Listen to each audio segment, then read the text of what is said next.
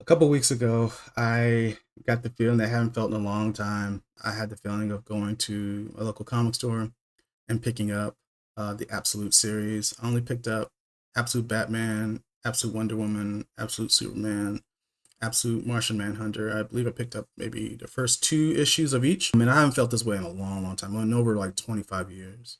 There's a backstory in that. I don't really want to get involved in it, but let's suffice to say that I was kind of punked out of going into comic stores like back in the early thousands, late 90s. Going to a comic book store, while maybe being fun for other people, wasn't necessarily so fun for me. I wanted to get in, get what I wanted, and get out. And just the treatment that I experienced within the comic store just wasn't right. I will say that I absolutely love what DC has done for Absolute Batman. I feel that this new take on the character, this new reimagining of the character, is not only refreshing, but I cannot look away. Like every single update they provide on Absolute Batman. I believe the series came out like a year ago, or like in October of 2024, and it's been literally flying off the shelves. I think they're on issues 14 or 17 or something like that. I haven't keep track. I've tried to parse my time and slowly read each book and wait like 2 weeks to get the next issue, just like I did when I was younger. Just I would save up all my money and then go to the comic store and get the next issue and then wait and wait and wait until I get the next money and go to the comic store. It's just it's reinvigorating, someone who's 40 something and reading comics again. If you see him right here.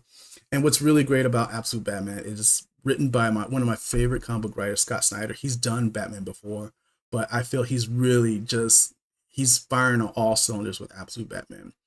One of the things I love about Absolute Batman, well, there's several things I love about Absolute Batman. I love the look of him. Yes, he's chunky, he's thick, but there's a reason for that. He's a man of purpose. He's a man that not only has dedicated his body, but he's dedicated his mind. He works as a civil engineer, and basically he has learned everything he can, not only about Gotham, but how it works, how it functions, not only through its local laws, but actually through the civil engineering that took to create Gotham. And he's building up skyrises, he's building up skyscrapers, he's building up infrastructure, and he's using that same knowledge, that same ability, that same know-how to stop crime. He actually has one part in the story, I believe it's in issue 1, where he kind of established command centers on the highest parts of unfinished skyscrapers so that he can use it to kind of spy on Gotham and see exactly what's going on, which is brilliant. Like it's just like he's in full control of his surroundings and in full control of his environment, just like core Batman, just like OG Batman, but with a different twist. What's really great about Absolute Batman, and I might spoil a few things, but I encourage you to go out if you haven't read Absolute Batman or any of the Absolute series, but specifically Absolute Batman. I encourage you to go to your comic store and read it. And it's really, really great. What's also intriguing about not only him being a civil engineer, he's applied that same knowledge to his suit. He's made everything practical, everything believable. He has this big, fat, chunky Batman insignia on his chest, and not only does it double as a bulletproof mechanism or for fire, but it also doubles as an axe. And he has like a baton. He can hook it up to his to the emblem on his chest and use it as an axe. It's there's callbacks to like Berserk and just his look and just his like the ruggedness and the quality of his character design. His cape also doubles as several different things. He can use it. He has just like a bat. He can use the edges of his wings as like feet, and he can use it to stand on like stilts, and they can retract and hold his weight. And there's one scene where he's like backed up in front of like an aquarium tank, and he's getting attacked, and he uses his spikes on his back. He can kind of protrude the spikes on his back, and they come out, puncture the aquarium tank, and all the water floods in. And he uses his wings to stand up and avoid the water while the villains get drowned out, so to speak. Which is amazing. He can also use those same hooks to grapple onto buildings. He uses them to hook and puncture and gore his enemies. And this Batman is violent. Like he has a no kill policy, but he doesn't have a no maim policy. He doesn't have a no fracture policy. This man literally kicked a kid off a boat. He does not give a fuck. Right, and I love that. He is very brutal. He's very calculated, and his backstory is equally tragic. It follows the same beat, so to speak, of traditional Bruce Wayne, but with a twist. And I don't want to give too many twists off.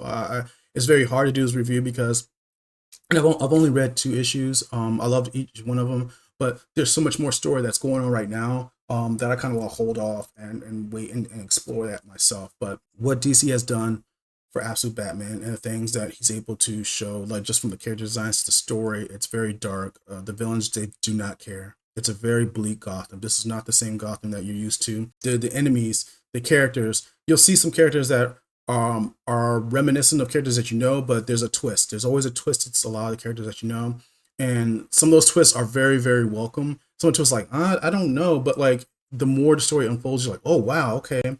Even in the beginning of the book, I had no idea that this character was that character. I thought this character was Batman until it explored. No, this character is not Batman. This character is a character that you know, but just even more badass, you know. But I absolutely love it, and I can't wait to go back and purchase the remainder of the Absolute Batman series. I haven't been excited to read comic books or go to the comic store in a long time, and I want to thank DC. I want to thank Scott Snyder. I want to thank everyone that's been able to create this fascinating story. So, if you like what I had to say, feel free to like, share, subscribe. I really appreciate it. If you like Absolute Batman, let me know in the comments. If you don't like Absolute Batman, or if you like the other new issues of the Absolute series, let me know. I'm still trying to get through Absolute Superman. I read issue 1 of Absolute Wonder Woman. I'm read more of Absolute 2 Wonder Woman, and I haven't read Absolute Martian Manhunter. So, but if there's an Absolute series that you love more so than Batman, or don't, let me know in the comments. Feel free to like, share, subscribe. I really appreciate it. Have a good one. Cabs out.